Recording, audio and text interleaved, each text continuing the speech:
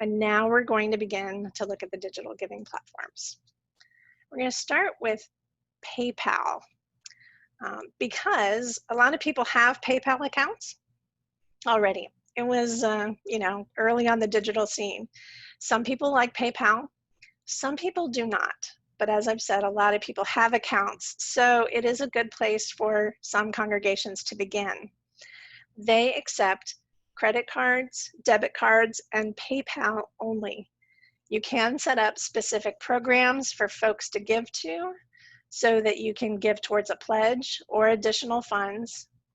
They do have a way to set up recurring donations, and they offer special rates for nonprofit organizations.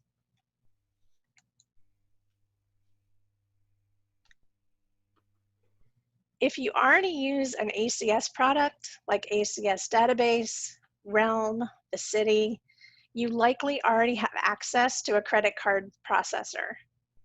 If you're not using them already, check your contract or contact ACS to look at whether this might meet your needs. Venco is the servicer they use, and their rates are very competitive.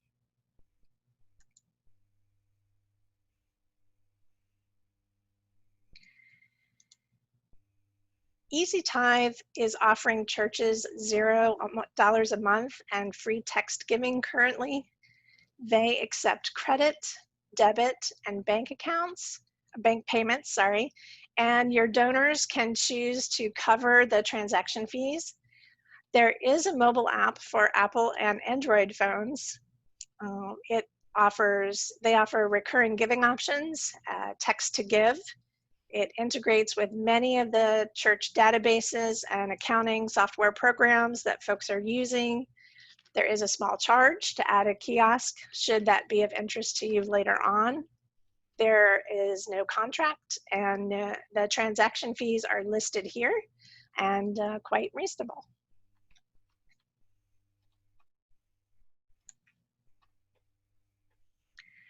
There are many options in the Tithely universe: a church management database, a dedicated church app. All of them are available individually, or you can create a bundle. You can, right now, use the digital giving platform for free, except for the transaction costs. It accepts debit, credit, and bank payments. There is a mobile giving app for Apple and Android phones, and it offers recurring giving and allows your donors to cover the transaction fees. Also, because the Diocese of Virginia is a member of TENS, the Episcopal Network for Stewardship, we receive a discount that includes a reduced transaction fee. So on the screencast, it says the transaction percentage is 2.9%. By using this link, the reduced transaction fee is 2.75%.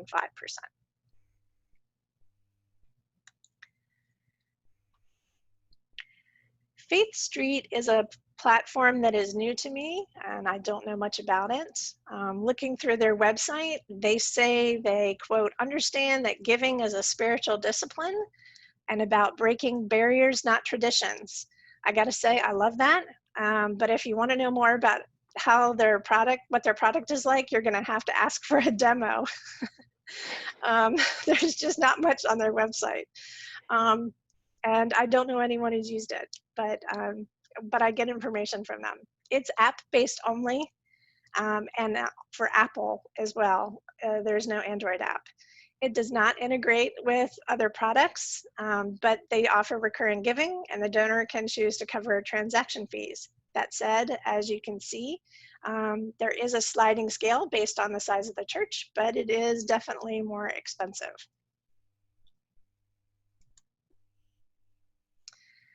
PushPay will also do total engagement if you want. They have a church management database, and they can create a dedicated app for your church. But today, we're just looking at digital giving. They accept credit, debit, ACH, and bank payments.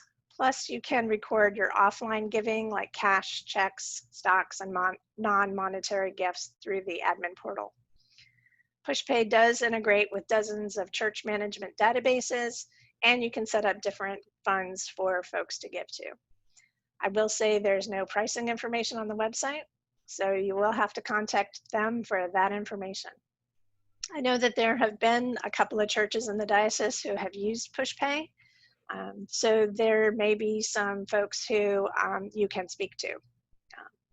Yeah, they've used PushPay and have been very happy with PushPay as far as I know. I don't know much about this platform either, but I can see where it would hold possibilities for some churches. It is app-based only, available for both Apple and Android phones. There are no sign-up or monthly fees, and they will do customized branding for you. You can set up funds and campaigns, set donation goals. You can export the data to your own database or your accounting software, and the transaction fees are competitive.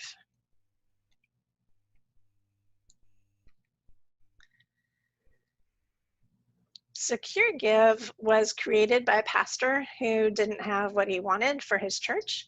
And to be fair, it appears to be clearly for well-resourced congregations. They provide a lot of options. I think when we were looking at it, they were one of the first that provided kiosks as well. And they do some webinars and trainings that we've seen. They also now provide on the platform the ability to toggle from English to Spanish within the platform. And they do have the most competitive pricing for transaction fees that I've seen. However, the monthly costs are really beyond what I have seen for most of these. And so may well be beyond the prices that most congregations can find reasonable. And you just heard Stephanie mention a kiosk. And that is a setup, if you haven't seen one, a number of churches are moving into this where there is it's like an iPad setup, and you can, there in the church, go to this desk and decide whether you're going to pay your pledge through that, or have Mother's Morning Out or a youth trip. It can toggle through a number of different options for reasons that you would want to pay for something. I know that some churches that have moved into having a kiosk first set it up for all of these one-off expenses like vacation Bible school and youth trips and choir fees. So it is another thing to think about moving into. And along with kiosks, you can also get those squares that you plug into your phone if you're needing one-off. So those sort of one-off conversations can be a different platform than what Stephanie is discussing. Exactly.